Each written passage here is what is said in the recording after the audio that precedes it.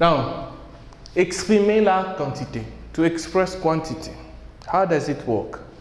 We have du café. Du café means coffee.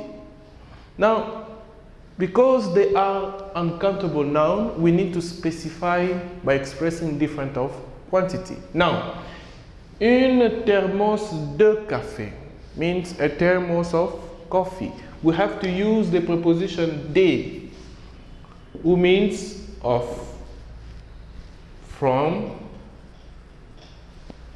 Okay?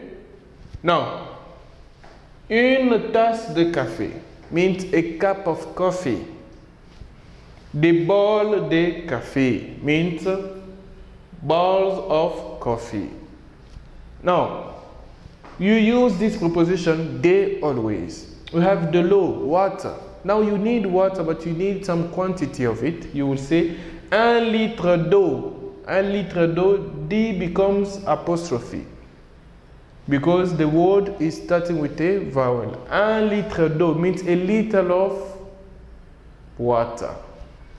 Une carafe d'eau. Carafe means jug. A jug of water. Des verres d'eau means glasses of water. Always the preposition de has to be there. Okay? All right.